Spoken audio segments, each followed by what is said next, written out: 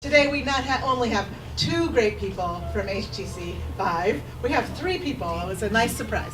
So how many of you guys have had a chance to try our Vive in our room? Yay, I need more hands up. We need more time to try. I helped demo it at PAX. That's right. We demoed them at PAX. They're all around. I think I saw a few people at Geek Girl Con too. Yes, how many of you wonderful Geek Girl Con people were there? We had a bunch. We had a booth. Yeah. Yeah. See, Lynne gets around. So let me introduce Lynne Cheng, who's the product and community person extraordinaire. She's everywhere VR is. So anytime I'm going to something VR, I see Lynne walking around and trying things out, and so she knows the community really well. Next to her is Vincent. He's the senior visual design person at HTC. That's pretty cool. And next to him is Zach Adams. Okay. And he is the marketing person for HTC Vive. So I'm going to hand this over. I know we have a lot of questions because, I don't know, I just came over from Geek. I didn't see you guys at Geek Summit. We had Geek Girl Con. Oh, Geek Girl Con. But the Geek Summit is happening, right? Geek Wire Summit. Okay. And there was a lot of talk about, of course, VR, AI, Yeah. all I that was stuff. today. Yeah, So you guys had right. a chance to see that. Yeah. Can you guys hear me without the mic? I don't know. It's kind of hard in the back. No? Hello? Yeah, You can hear me now? Okay. To me, I can't tell the difference. So a little bit about myself. My name is Lynne. I do product. I'm part of the 5-person product team at HTC Vive, and our product, we are a Taiwanese company, so our product is mainly designed, developed in Taiwan. So a lot of people ask us, what do you do in the Seattle office for the product team? So my job, I work a lot with developers and hardware partners before they launch their product or before they launch their content. I will test it, stress test it, basically try to break it and find flaws in it, and then advise them on how to improve on their product. And then I hand it over to our marvelous marketing team to help them figure out what's the best way to market to their audience, figure out what's the best way to package and bundle things, what makes sense to a customer, especially someone who might not know what VR is. How do we explain this concept of virtual reality to them on an ad that might be on paper on Facebook, right? It's kind of hard to understand until you put your head into the headset. So that's a little bit about what I do. Vincent, and what she just said, that's my job and Zach's job is telling the story of what VR is. It's really it's definitely a challenge explaining what it is to people who haven't tried it. Once you get in there and you see the vast space, it's just eye-opening. And so a lot of what I'm doing is just ad work and creating new visuals and really trying to tell that story. Hi, I'm Zach. Ditto on what Matt said. So our job is translating the technical jargon of what Vive is, room scale tracking, what that means, what Steam VR tracking means to a consumer, and how we convince them that Vive is the best product in a sea of virtual reality headsets that are developing. And yeah, I help lead the creative team. I guide us on what we're working on, why we're working on it, and report up to our executive management to show that we are doing work and we're helping contribute to the overall vision of our, for lack of a better word, Taiwanese overlords. So they're both being very, very modest about what they do and how many hours they put in, but I did want to give you all a good overview of Vive as a company. Instead of saying Vive is a product, we like to present ourselves as a platform. Not only do we have an amazing product, we spend a lot of time in the community educating developers about what is needed, what are some gaps that they can fill, and what are some good ways to find funding, right? I think that's always a big question mark in a lot of people's minds. We might want to pursue a certain industry, but we don't know how to do that without the funding if we're constantly worried about what's going to be dinner. So our 4 pillars are, of course, product, the hardware side of it, We have a pillar called ViveX. ViveX is our in-house incubator. So if you have a great idea, feel free to apply to ViveX. It's a 6-month mentorship accelerator program. We fund you, we give you the housing and give you the hardware to develop something or to create hardware that is VR capable. And don't worry, we don't try to force you to develop for Vive. We are an agnostic platform. So any VR platform, we welcome that with open arms. Our third pillar is Vive Studios. That is our in-house production studio. Developers, creators, etc. And our last one is Viveport. So raise your hand if you're familiar with what Viveport is or does. Ooh, okay.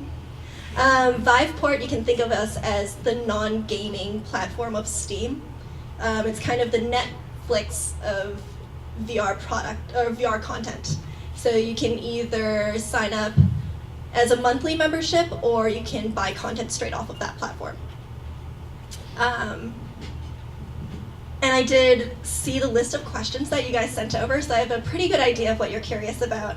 Any roadmap questions I unfortunately can't answer for obvious reasons. A lot of what we're doing is under wraps. CES is in a couple months, and we will be announcing new things then, so keep your eyes peeled. But regarding roadmap questions, I'm going to be skipping over. Do we have more than one mic, or are we? I think that's all we got. That's all? Okay, no worries. I'm glad we have a mic. Yeah, no worries at all. So can I get a raise of hands who has developed content for VR or who's interested in developing content for VR? So I have an idea. Awesome. And what kind of content do you guys have in mind? Just shout it out. Like, is it gaming, educational? Gaming. Education. Yeah. I would say cinematic. Cinematic. Or do game high. I want to do art installations. That's awesome. We can talk more.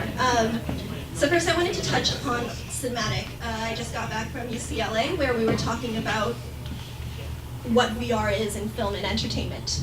So I'm sure you've run into a few of these obstacles when it comes to film.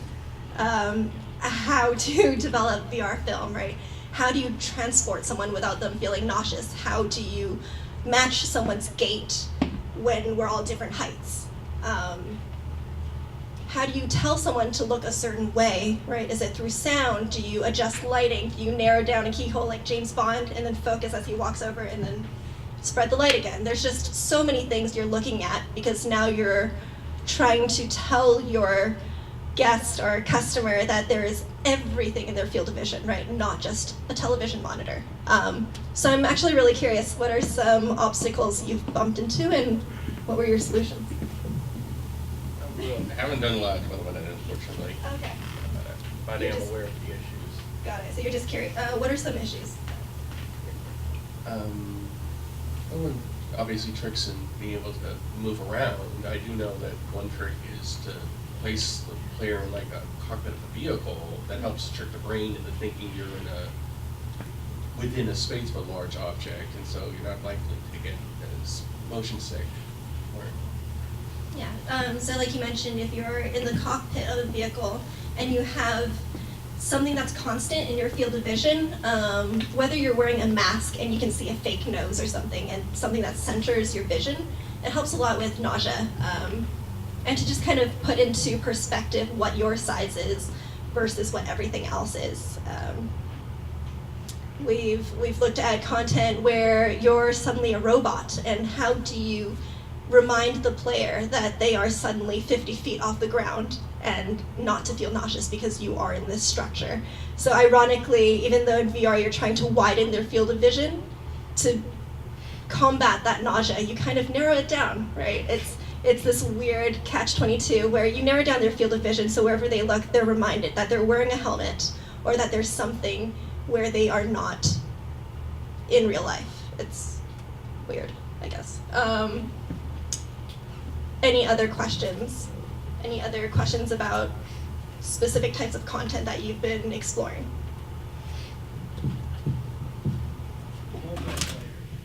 So my end goal is attending That's okay. multiplayer VR battle arena.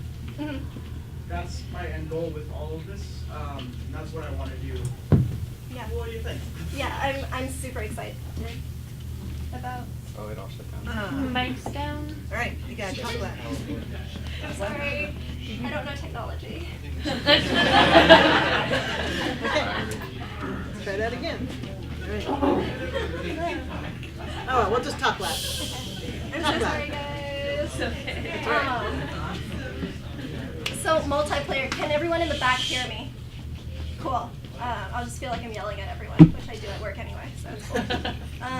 Multiplayer games, for me, I'm really excited about this. I come from an education background.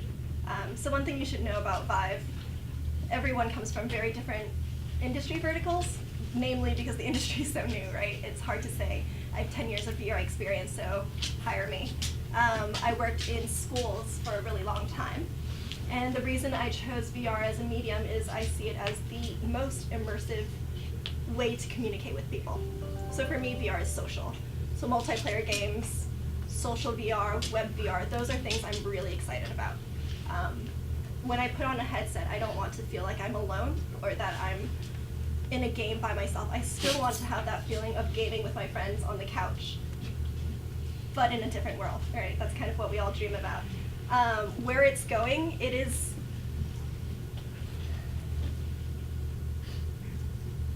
complicated enough to create an experience for one person. When you throw into multiple people, you also need to think about the AI that's required, right? Because if you pulled out that one person, you still want it to be a single player playable game. You don't want it to suddenly just be limited to 2 players, 4 players, whatever. So one thing we noticed when we were working on Star Trek Bridge Crew, are you guys familiar with that game? Has anyone tried it? Pretty awesome, but still really simple, right? If you think about it, it's a very simple game, but it's something the VR industry is really proud of because it's suddenly this flawless 4-person game, 3-person game, 2-person, 1-person. I can play with someone who's in Amsterdam. I think I was the engineer and he was the pilot. I don't remember. I just remember him thinking I was an idiot. Because I wasn't speaking in the right tone. He was really into Star Trek and I wasn't. But we were so IBM Watson was the AI company behind it. And we asked them to share some common problems that they landed on. When you're talking in sci-fi terms, there's certain words you use. Photons, pretty common word. But if you're talking to a computer and you say photons, they're going to hear phone on. Fire the photons. Fire the phone on. They turned on cell phones.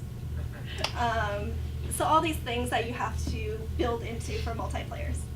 You're thinking of not just the actions, but also the verbiage that you throw in, whether you're communicating with your co-pilots, your whatever, right? Whatever character another person is playing. There's so many things that you have to assume could go wrong.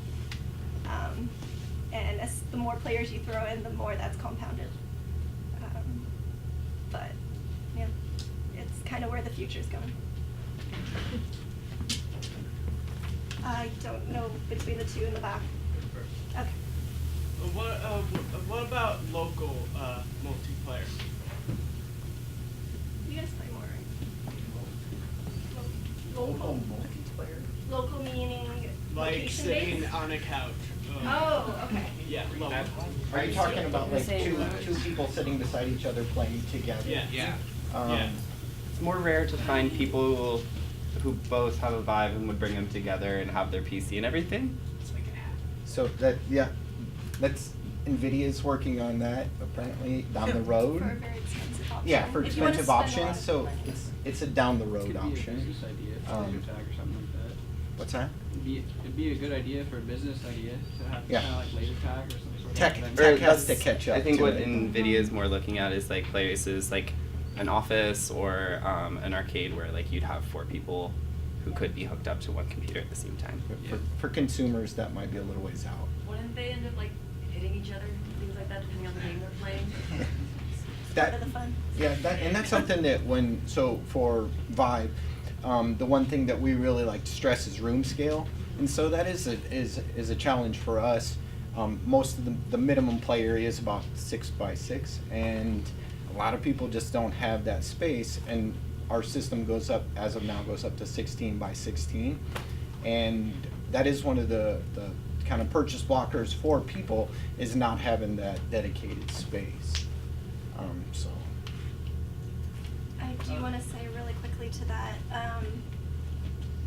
our product in particular wasn't built specifically to be couch to couch. Our strength is that we are room scale. Right, so if you're looking for couch play, that sounds really bad, I'm so sorry guys. PSVR? Yeah, I would say PSVR, there's a lot of different console-based options. What we're proud of is room scale and how well it tracks. If you're sitting on the couch, you probably don't need that. I'll get to you. I wanted to interject on that one too. Cher, our CEO, is very about an active lifestyle, and that's part of what she wanted in the product, is to get people to up and move while gaming. Kind of back in maybe DDR sort of thing, you know. She really stresses an active lifestyle. So I think that was one of her things at the forefront. I think the guy, yeah. Yeah, where do you see VR in about 10 years with applications to education? Because this is my passion project, right?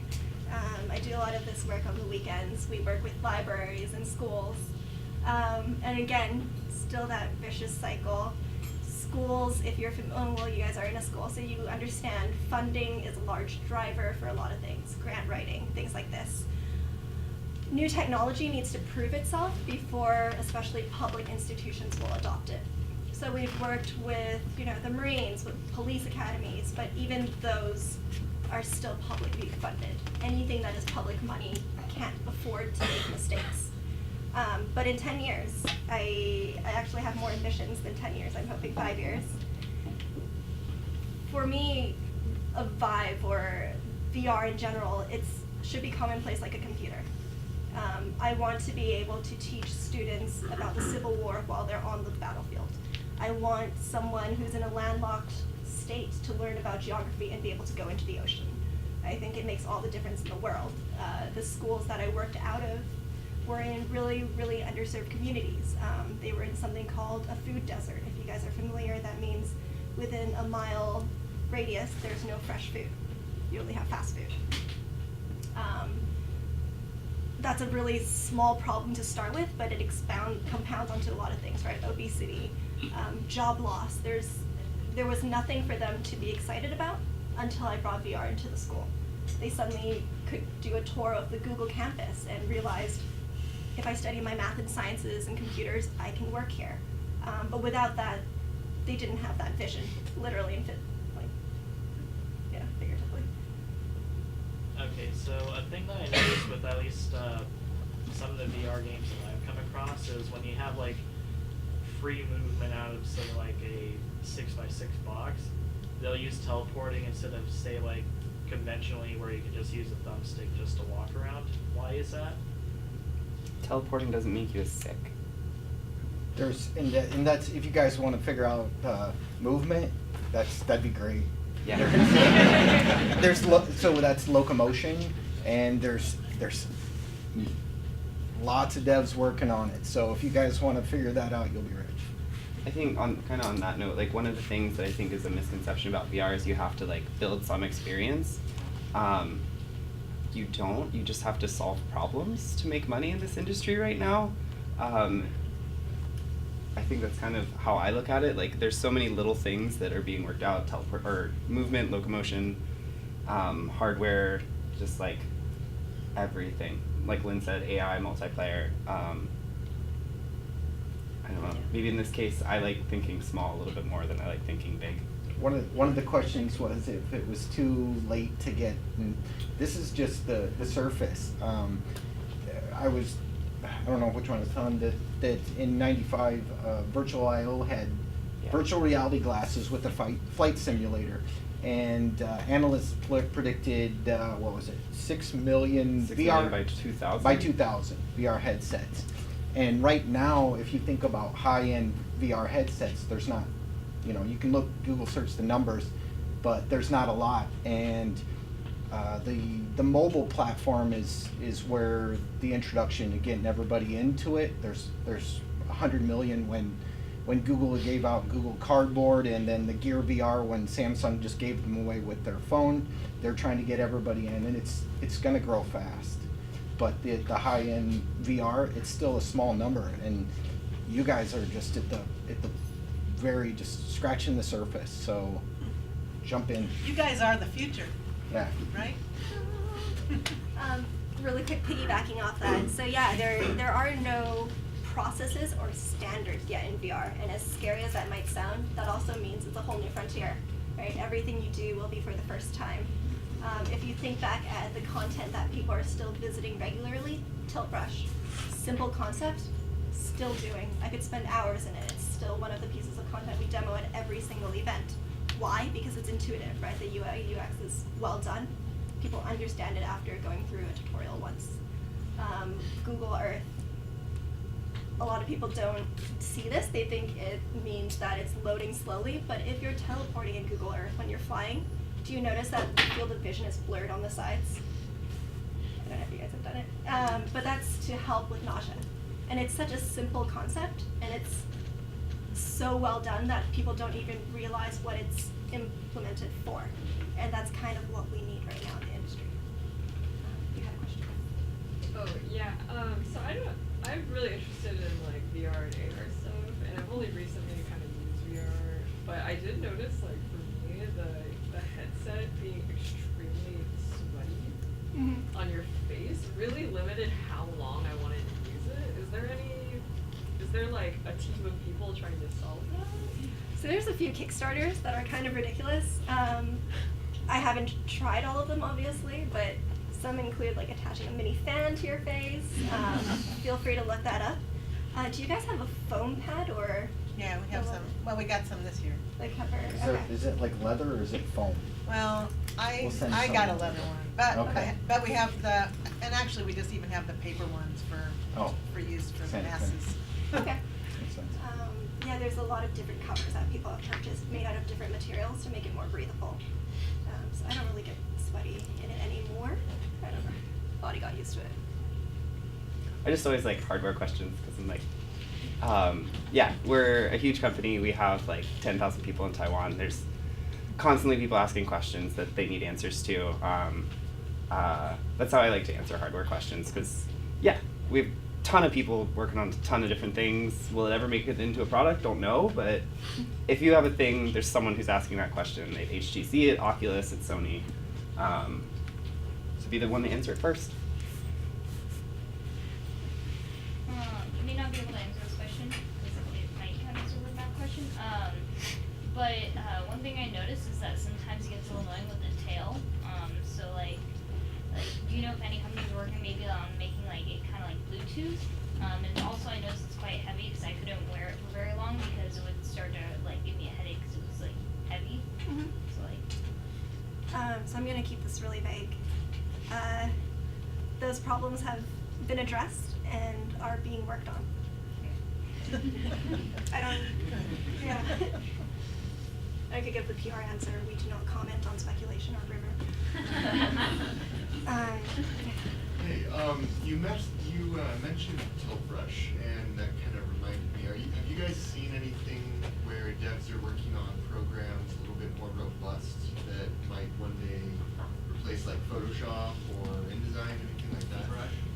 ZBrush is one. I don't know if Adobe is. They're keeping it under wraps. So people are merging. They took Google Blocks and Tilt Brush and merging those two together. I think there might have been something added so it allows it. If anybody's, I love the idea of creating in VR. I use King Spray Graffiti. Have you tried that? It's awesome. So I liked tagging a little bit when I was a kid, and I think it's a really small dev team. But when I first started out, I don't know, 6 months ago, demoing it, the wall's pretty tall, and so I'm sitting trying to spray paint up above, couldn't reach it, so I pull a chair over, put standing on a chair, and my wife comes in, she's like, "You're an idiot." And next thing you know, I put my hand up, try to put my hand on the wall, go face first, and and then so JB on our team reached out to the dev and said, "Add a ladder," and there's a ladder in it. The same thing with have you guys done Job Simulator? There's a I don't know if it was Dave on our team or somebody on Reddit said, "My kids want to play it," so like 2 weeks, reach out to the devs. 2 weeks later, you open the door and they're short human mode, and so kids can reach counters. And so like if you guys like have ideas, hit devs up. They're open to ideas. They're just they can't think of everything. And collaboration, that's another thing. Don't work in silos. Collaborate. Share your ideas with your colleagues and friends until they get sick of doing it. Yeah, for me, VR has always been, seems to have a lot of hurdles with the high-end stuff, because what I would want to develop for is for something to get a wide access to a large group, and right now it's a very small niche group, and there's lots of other hurdles. Like when I tried VR in my room, it was trying to get because I have a bed right next to my desk, so I would think I was the bed or something, just because it's a very obtuse room. It doesn't have a clear, flat environment. I was using Oculus, so I don't know. And I ran into like issues, like if I was reaching for something and it went below the desk, it would start going crazy. Their system doesn't go below your knees. Yeah. Ours goes to the floor.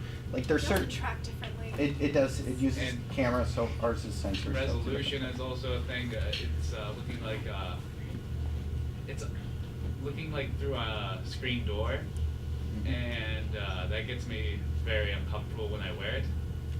And it's just like, and the designs of the games, it's like we're so used to these higher end visual things, but with VR, everything feels like it has to be stylized to be at least look decent, because anything that is super realistic looks extremely muddy and takes away from the experience.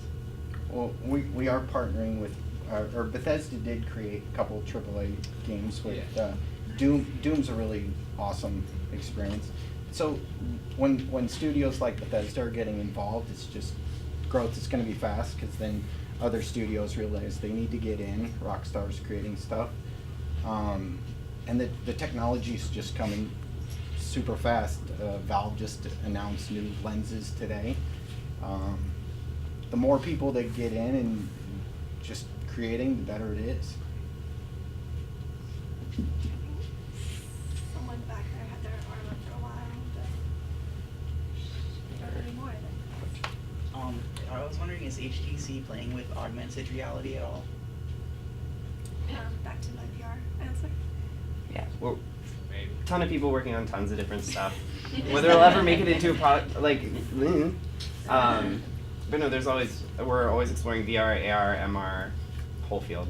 Is there a major hurdle between augmented reality and virtual reality that makes it more difficult to play They're with? just different mediums, and the better question is kind of like and it's a question our executives are asking is, what do you want to do? They're better at different things. Virtual reality completely replaces your world, and augmented reality amplifies it. So as a company, I mean, that's something we have to answer the question of, does Vive want to be a company that replaces your world, augments your world, or both? Yeah, I don't know. I guess with augmented reality, I can just personally envision almost like a smartphone where you're implementing multiple ideas at once.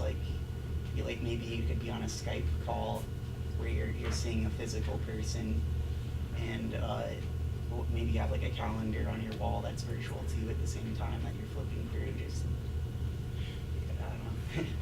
Well, one of my friends that used to work at HTC Vive, he's now launching with another group of friends something called Doghead Simulations. Oh, you know Albert? Albert, yeah.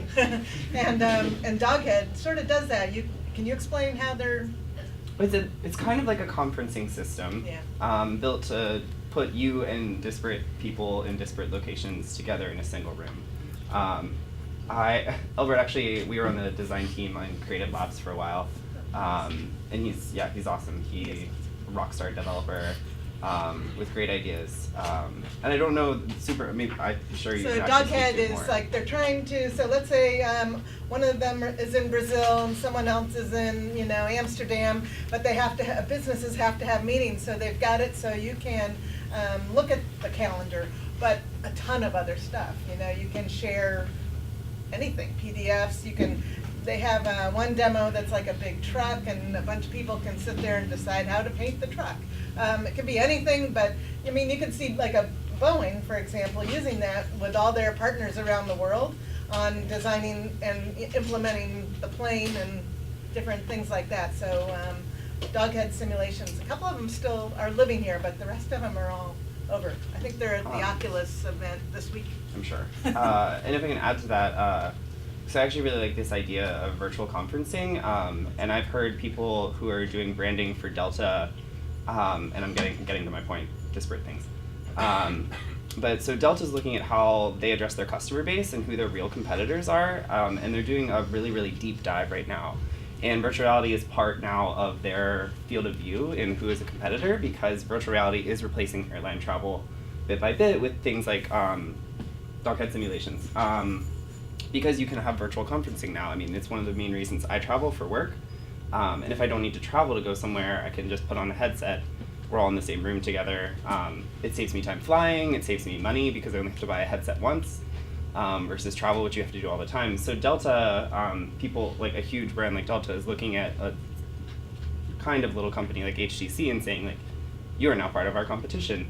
Along with a whole other bunch of people like Google Search or Google Flight Search and Bing, other airline companies, and I think they're even looking at places that are like just like destinations and saying like, how do we like get in on that?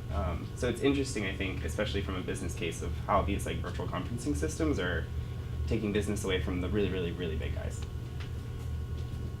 Yeah, we've worked with like Marriott destination homes where you can go check out your home before you buy it, right? Saves a lot of time when you're buying real estate. Saves a lot of effort. You can literally go into a room with your realtor and see 10 homes in 20 minutes. So my only question with that is that wouldn't there be like issues with lawsuits, say if like the salesperson selling their house did not post current picture or did not like post a current thing of their home, and when they get there is not the same matching. Mm-hmm. I mean, that's. I don't know if VR will ever be a replacement for real life. I hope you still go and view your home that you're about to spend God knows how much on in person. But the idea is being able to facilitate purchases. So, like for example, I just bought a moped. Probably the dumbest decision I've ever made. But like theoretically in this VR world where everyone's plugged in, like being able to like check out the bike and like look if there are like anything wrong with the frame or whatever, like that's a theoretical future, right?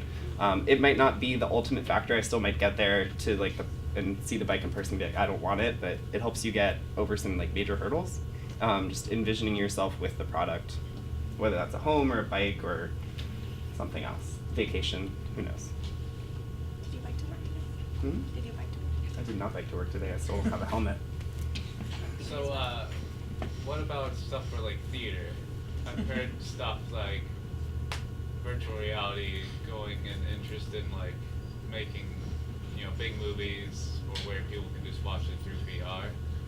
I have thoughts on movies, but do you want to talk about Mindshow, Matt? I mean, I don't know where they're out of. I think they're out of LA. It's a dev group of like 20 some people, and they've created a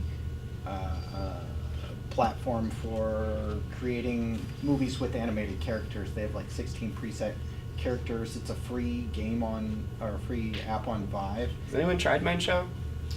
I think I've seen. And That's so right now. they have some hurdles. That wasn't the best. No, they have some hurdles, and they're at the beginning of it, and making it multiplayer and that sort of thing.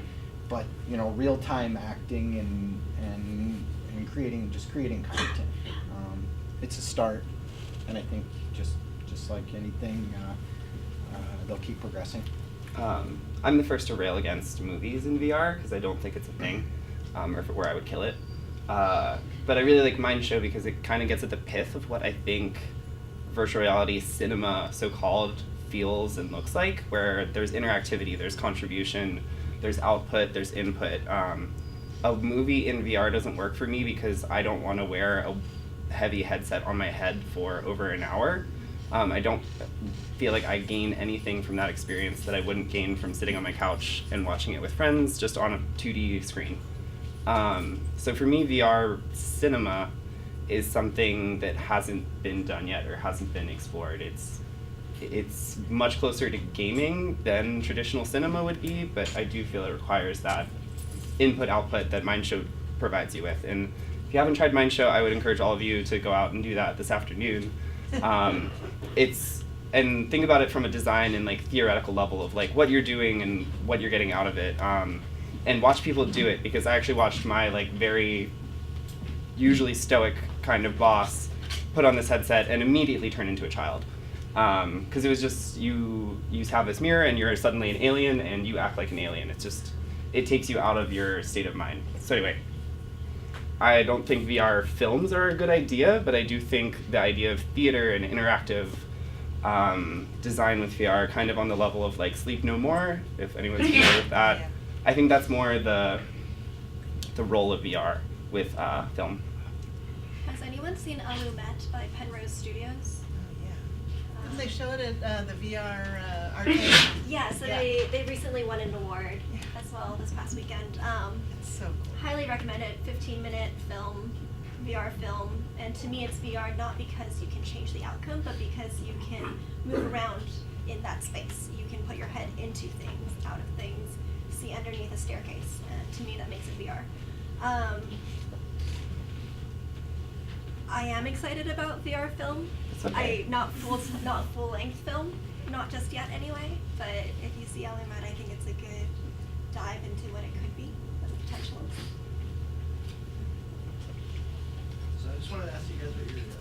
So we were talking about like the locomotion and movement. How like right now it's either you teleport or you thumbstick or your trackpad. That's going to be really options right now. So generally there's going to be these issues where it's like there's problems with hardware, like there's hardware limitations, and then there's like software developers like not knowing how to use it properly. So like, how do you see like the VR hardware making sure they're not like overstepping? And, like, so, how do you see like the hardware? How many more problems do you think the software people will solve more problems than the hardware, or where do you see that like? How do you see that happening? Yes. It's kind of a chicken and egg thing. So each time we do something new, we create a new problem. Hopefully software devs can solve for that. It's kind of just back, like I refer to VR very much as like early days of smartphones. It's how we wound up, it's actually one of the ways that HTC grew such an audience is because Android kind of sucked. And HTC Sense put this like skin over top and said like, here, we fixed all your flaws. And that's how HTC made a lot of money in the early 2000s. So we're kind of at that same point. Like for every hardware flaw, there's a software flaw, and we're on both sides, like burning both candles to fix that. Yeah. I think there's also some sort of locomotion movement with your arms and stuff, and there's certain games. There's lots of, locomotion is just really interesting. People do jetpacks, flying, the arm thing where you can like drag your world. There are hardware companies working on making shoes where you can walk on a surface and you like slip inside and that moves you forward. We now have like tracker pucks, which hopefully in the future are used to like track your legs, and maybe you can just do some kind of kick, I don't know. But there's a whole ton of options. I'll let you pick question. Amy, I think you, yeah, let's go with you. So, wasn't there one game that actually dealt with the movement issue just by pretending you're in space, you're an astronaut, whatever of the sort, and you're just grabbing onto objects and pulling yourself through the room? Which actually makes me wonder, if walking was the standard for, looking at a television screen and you're just, pressing W to walk, what if the standard actually shifts for VR because it's a different platform? Instead, you'll see maybe in the future people playing FPSs, except they'll just be pulling themselves through the room. I think it has to fit into the context of the game. Like if you think about Fallout, you know, getting you're not going to sit there and do that in that game. It would take you out of that immersive feeling. So it's going to come down to context. And to your point, you know, they're solving for a solution there, but whoever's, you know, first-person shooters where you're walking across a wasteland, they're going to figure out a solution for that. I mean, if there's a problem, somebody's looking at a solution. So, does that mean it's entirely possible that a new platform could actually bring another context into popularity and leaving the old one in the dust? Maybe not necessarily in the dust. Or have platformers with 3D space exist. What's that? I said it's kind of what happened to platformers when 3D was introduced. There aren't a lot of 3D platformers.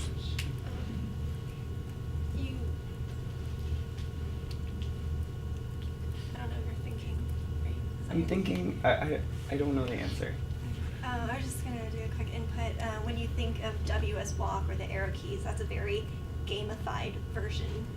I know I'm talking to a gaming school.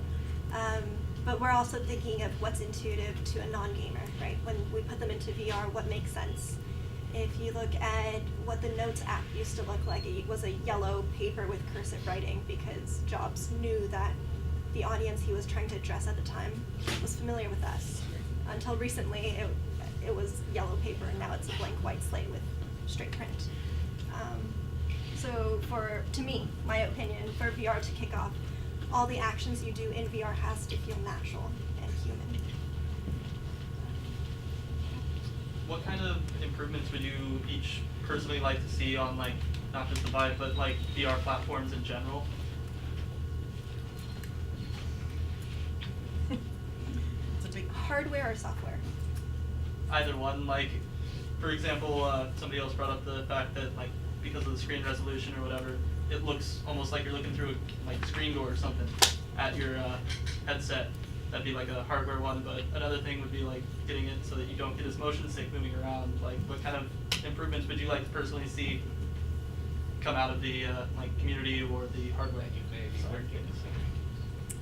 Yeah, so for me, the screen resolution, I don't feel that way of looking through a screen door. Maybe it's the particular piece of content that you saw, or I don't know, right? A lot of factors can play into that. So for me, that's not a top issue. For me, partially because I'm a female and I wear makeup and I like to do my hair, I would like to see the product with something that's more friendly with if I had a bun on or pigtails on. I want to see something that doesn't look like it was designed for a male person. For me, I think it's movement. You know, just keeping you in the space. If you guys are creating creative content like Tilt Brush and King Spray, I'd love to see more of that. Everybody's just making games right now, and there's Make VR is a CAD style program, Blocks and Tilt Brush. If I think about Blocks, it's almost like drag and drop, where your gaming environments are, you know, you're going to create backgrounds with the drag and drop. It's going to be less CAD and more just kind of what you see is what you get type creation. And the more creative apps and experiences, I'm all excited about that.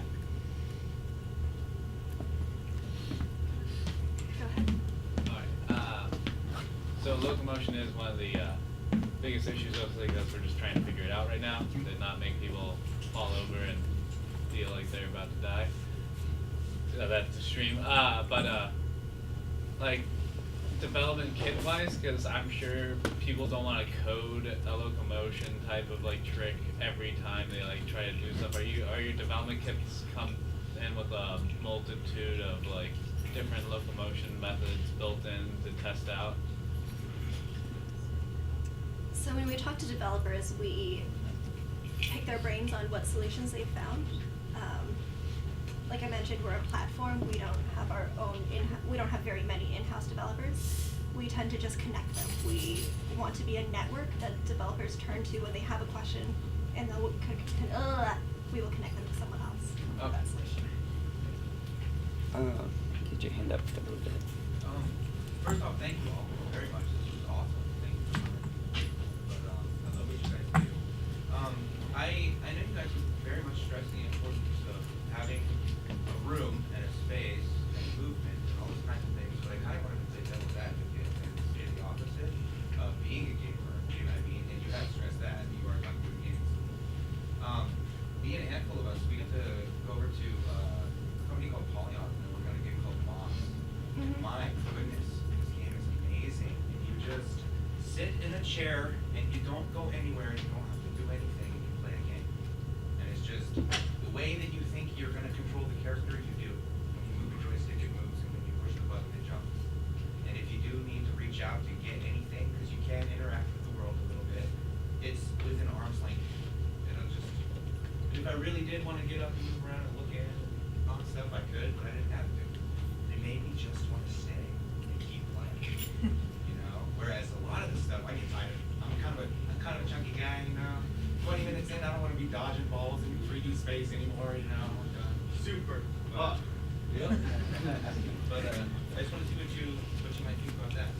So you can play the Vive in a seated experience, right? That is an option.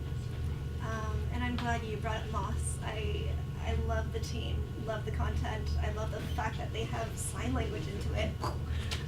To me, it just means a lot for diversity. And they are creating their content they're actually one of our partners. They're creating content for Vive. So stay tuned in what we're working on. So we have less than 10 minutes left. And I forgot I had these, but anyone who asks a question will get a lanyard, so. Does that include all previous people? And also, does that include that next question? Maybe. So I'm just gonna run up and down. Well, I hope that this was an easy one. I want to ask each of you, whether it's a small detail, like a small feature, or a big broad application, like what are you most passionate about with VR? You want to go first?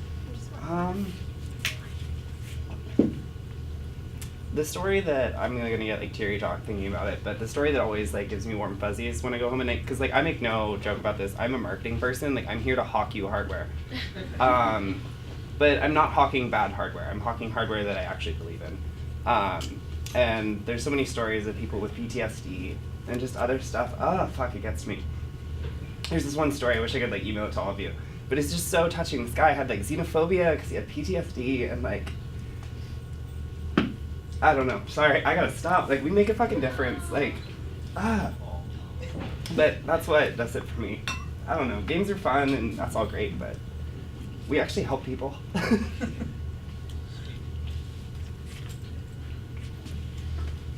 you want to answer that? So for me, it's just a new way to be creative. Got 2 kids. My little one, she loves getting in tilt brush and just creating. Like for me, I started off like drawing as a little kid, and then I went away from it for a long time. I went back and became an art major in college, and then got away from it again. And now VR is kind of inspiring me to be create in a whole new way. I love that aspect of it. The other thing, to Zach's point, like the healthcare side is huge. There's some PBS Hour had something the other day on chronic pain, and so chronic pain is top down from it's in the brain, and this Hunter Hoffman at Harborview created a virtual game that was helping there was a guy with an amputee, and when he got in there, the pain was gone, and burn victims, and getting in and the content that was created was helping relieve the chronic pain. I think things like that, the science and health of it's awesome. It's mind blowing. Yeah. So as much as I like the creative side of it, the healthcare that people are using our products to do stuff like that, it's inspiring, and the more that you guys are creating games and advancing the hardware, the more that stuff for science and health advances. So my best friend is a math teacher, high school math teacher, and I put her in VR for the first time. She's pretty anti-tech, anti-gaming. If she could teach math on an abacus, she probably would.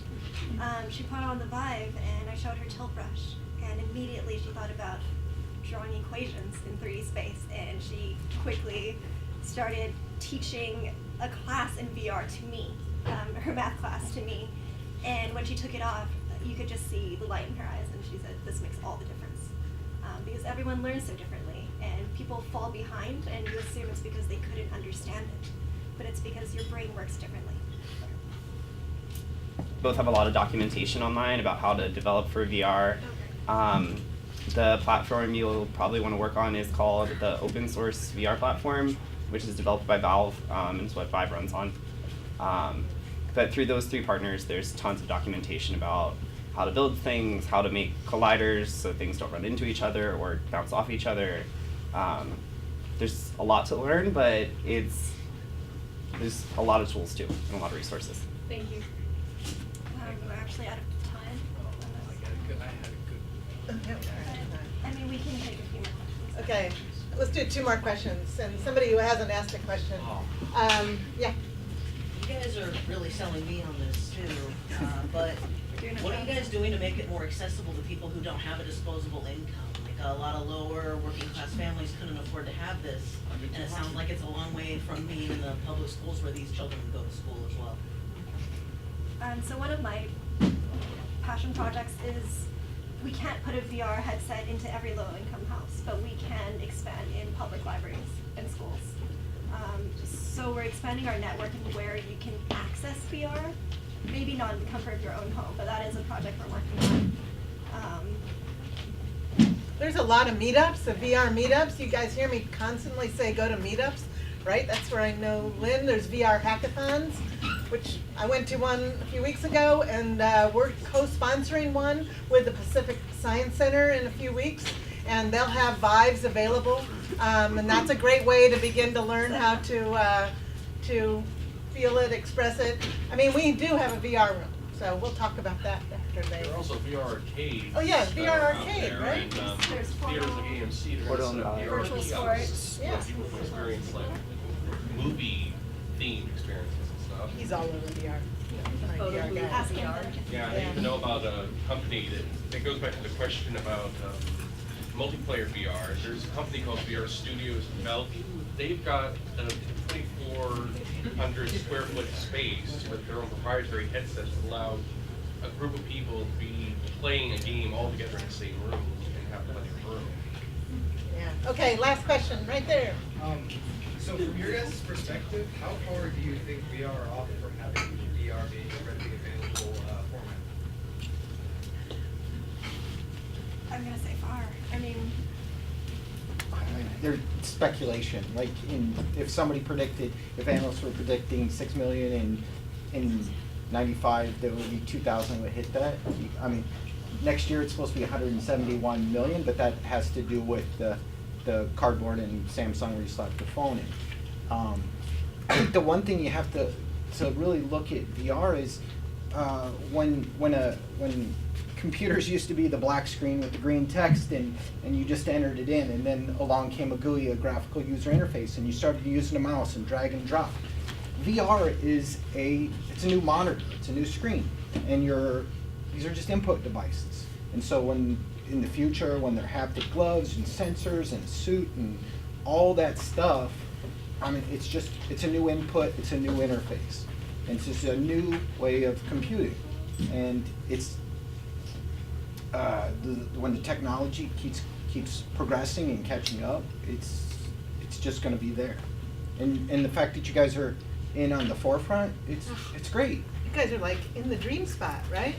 If there was one skill they can be using while they're here with all our, software and stuff, what would you suggest as they come through the school doors here? I'd say learn Unity. If you don't already know it, I mean, whether you want to develop a regular video game or a VR game, like Unity is the ultimate platform. I don't dev, but I know I've talked to devs and they prefer Unity by and large over Unreal Engine. I don't really know why. I think something to do with lighting. Yeah, learn Unity. And I'll piggyback on that. So Unity is working with the AIE, the International Advertising Bureau, to set guidelines for advertising. And so they're already looking at something with virtual room and putting like 2 minutes on the end. Well, there's a lot of companies buying eye tracking, and the way the ads are measured is eyes on ad. So if you think about eyes on an ad, so you put product placement in an ad, somebody will look at that ad for a certain amount of time. It's measured, and so that becomes a monetary measurement. And so that's something like that where you're doing product placement like you'll do in movies, that is just second nature. So once that comes in, it doesn't take you out of the experience. It's just another thing, and then it's better than having 2 minutes at the end of the experience. So that's another thing that I'm excited about. And anything else they can be learning while they're here? I was going to piggyback off Zach. as Unity, well. huh? Yeah. The other thing is collaboration. Collaborate Yeah, with your. we know that one, collaborate. right? Yeah. That's mandatory here. So I'm gonna throw in something really quick. A lot of devs will tell me that they're afraid to collaborate because they don't want their ideas stolen. And my general advice is, if you're afraid that your idea will be stolen, your idea is not good enough, right? You should be inputting more value than just a thought. It should be a skill set that you are very strong in, and only you can implement. Yeah. Cool. So, share. That's the bottom line, right? Now's the time to share, and you are in a city where the whole community seems so open and willing to share what's coming on because they want it to grow. And so you guys are really lucky right now, honestly. Anyway, let's thank our